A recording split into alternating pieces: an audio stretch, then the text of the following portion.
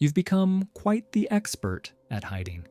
Hiding your fears, your flaws, the parts of yourself that don't fit the picture, that you want everyone to see. It's comfortable to stay behind the mask, isn't it?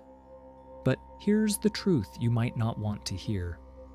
The longer you hide behind excuses and distractions, the more you're choosing comfort over growth. If you want to change, then you have to stop lying to yourself.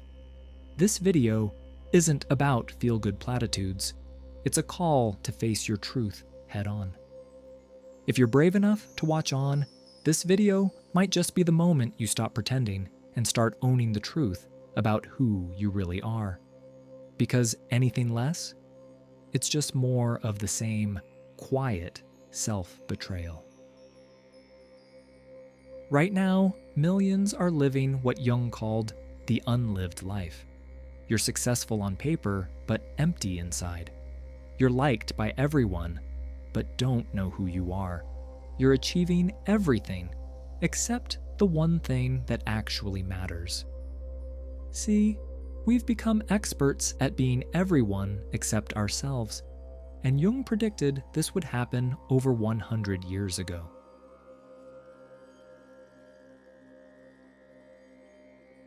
Carl Jung wasn't just a psychologist, he was a prophet of the modern condition.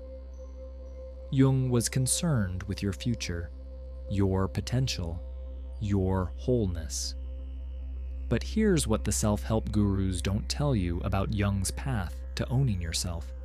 It requires you to face the very thing you've spent your entire life avoiding: your shadow.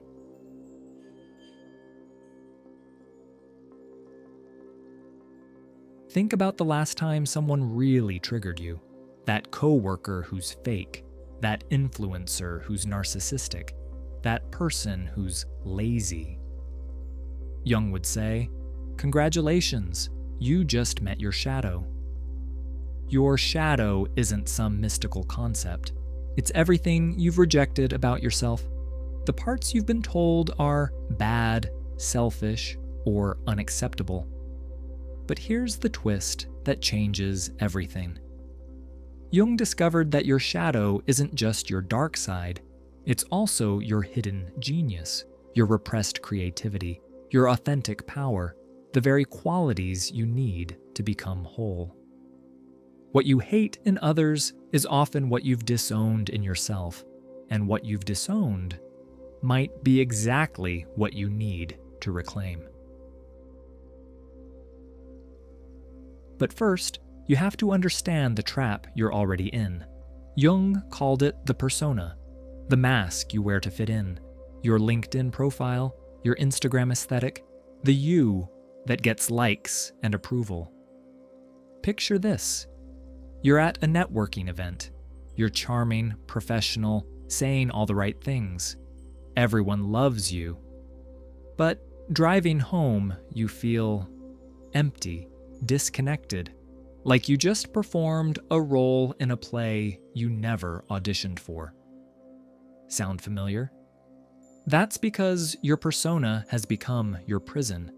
You've become so good at being who others expect, you've forgotten who you actually are. And Jung warned, the stronger your persona, the darker your shadow becomes. The more perfect you appear, the more you're splitting yourself in half.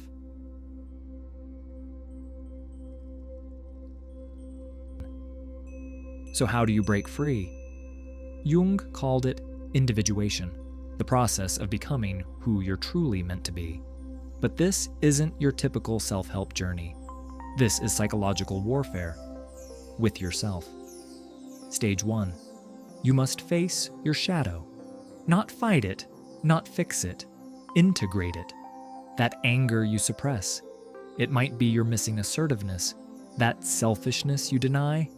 It could be your neglected self-care. Jung himself went through what he called his confrontation with the unconscious. For years, he had visions, dialogued with inner figures, explored his dreams. His colleagues thought he was losing his mind. He was actually finding his soul. Stage 2. You integrate your anima or animus, the opposite gender, within you. Men learn to access their emotional intelligence. Women reclaim their assertive power. You become internally complete instead of seeking completion from others. Stage 3. You encounter the self, capital S, not your ego, not your persona, but your authentic essence, the person you were before the world told you who to be. But here's what Jung understood that modern psychology ignores. Owning yourself isn't about positive thinking or manifesting. It's about psychological courage. You want to know why most people never truly change? Because real transformation requires you to go through what Jung called the dark night of the soul, the period where your old identity dissolves before your new one emerges. It's that moment when your perfect life falls apart, when your relationships crumble, when your career implodes, when everything you thought you were isn't working anymore. Jung would say, "Congratulations, your individuation has begun. What looks like breakdown is actually breakthrough. Your psyche is forcing you to become real."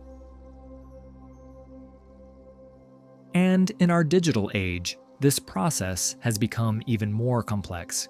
We don't just have personas, we have algorithms. We don't just repress our shadow, we project it onto strangers online.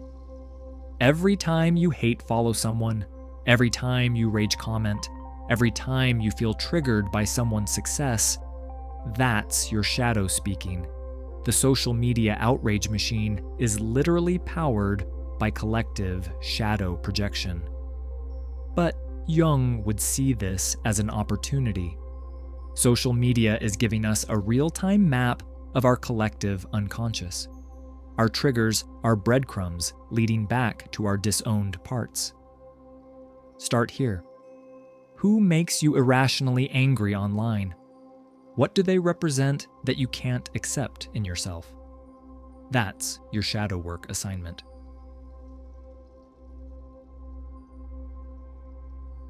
So how do you actually do this work? Jung developed specific techniques that are more powerful than any modern therapy. Active imagination. Instead of analyzing your thoughts, you dialogue with them. You have conversations with your inner critic, your inner child, your shadow. You treat these parts as real beings with their own wisdom. Dream work. Your dreams aren't random neural firing, they're messages from your unconscious. Jung believed every dream character is a part of you trying to communicate. Projection retrieval. Every time you judge someone, ask, "How am I like this person?" The qualities you despise in others are often your disowned shadow aspects. But here's the key Jung understood. Integration isn't about becoming perfect.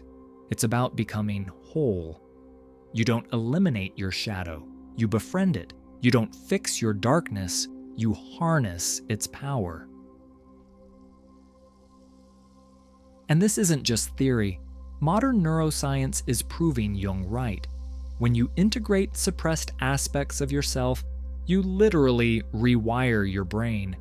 You develop what researchers call psychological flexibility, the ability to access different parts of yourself when needed. The shy person who integrates their assertive shadow becomes a powerful leader. The people pleaser who embraces their selfish shadow sets healthy boundaries. The perfectionist who accepts their chaotic shadow becomes genuinely creative. Jung believed that individual wholeness wasn't just personal. It was the key to healing our collective madness. Every person who stops projecting their shadow onto others makes the world a little more sane.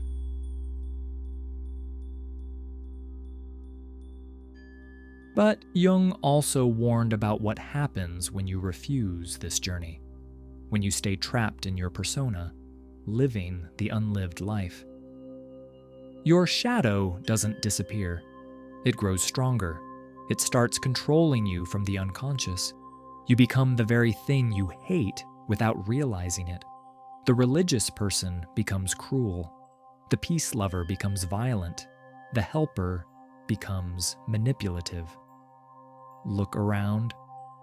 Our culture is full of people living from their unintegrated shadows. Politicians projecting their corruption onto others. Influencers preaching what they don't practice. People becoming caricatures of themselves. And personally, you become a stranger to yourself. Success feels empty. Relationships feel fake. You achieve everything you thought you wanted and feel nothing. So you have a choice. You can keep wearing the mask, playing the role, living the acceptable life. It's safer. It's easier. It's what everyone expects. Or you can take Jung's path, the path of individuation, the path of becoming who you actually are, not who you think you should be. But understand, this isn't a lifestyle upgrade. This is a complete reconstruction of your identity. This is psychological death and rebirth. The question is, are you brave enough to own all of yourself? Even the parts you've been taught to hide. Here's Jung's final gift to you.